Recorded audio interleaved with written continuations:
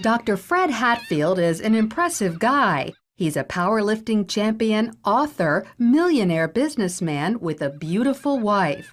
But he'll tell you his greatest accomplishment is killing his cancer, just in the nick of time. The doctors gave me 3 months to live because of widespread metastatic cancer in my skeletal structure. 3 months. 3 different doctors told me that same thing.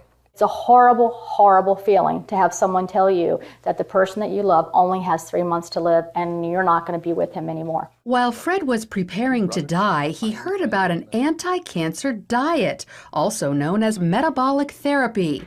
With nothing to lose, he gave it a try and was shocked when it actually worked. And the cancer was gone completely.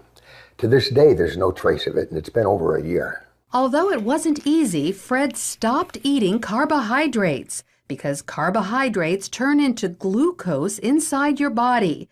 Cancer cells love glucose and need it so badly that if you stop giving it to them, they die. And it just absolutely amazes me that medical science is just now finding this out.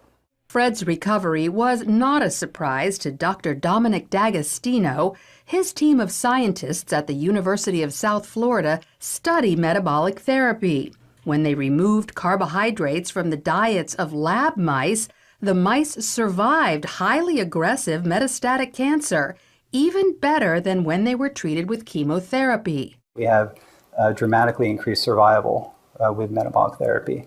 So we think it's important to get this information out. And it's not just lab mice. He's also seen similar success in people, lots of them.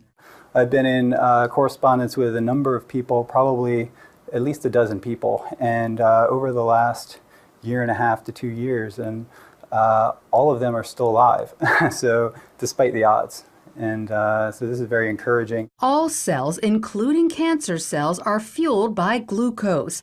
But if you deprive them of glucose, they switch to the alternate fuel ketone bodies, all except cancer cells.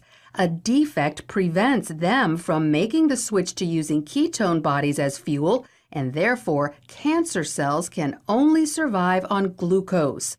All other cells can use either glucose or ketone bodies. Your normal cells have the metabolic flexibility to adapt from using glucose to using ketone bodies.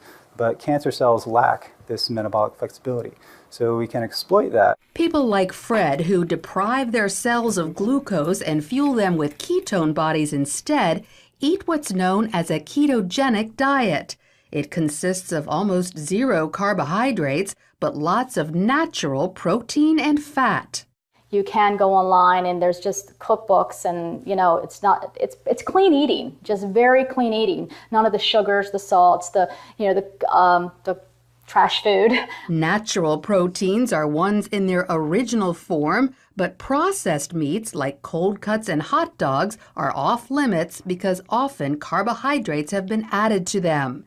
Natural fats are in their original form, like olive oil, avocados, nuts, and also coconut oil.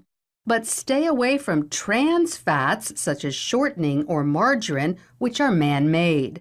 Some people are afraid to try the ketogenic diet because they think all this fat is bad for their heart.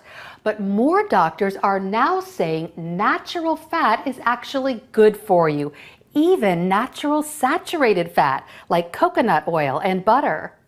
Doctors like cardiologist Stephen Sinatra. Is cholesterol the major cause of heart disease? Absolutely not. In his book, The Great Cholesterol Myth, he says the real cause of heart disease is inflammation, which comes from eating too many carbohydrates. We need to coach our patients and empower them about the dangers of sugar. Unfortunately, they're not hearing that. They're hearing the converse, the dangers of fat. Fat is healthy for you, as long as you avoid trans fats. So by cutting back on carbohydrates and eating natural fats and proteins, you could improve your heart health and even wipe out cancer. Lori Johnson, CBN News.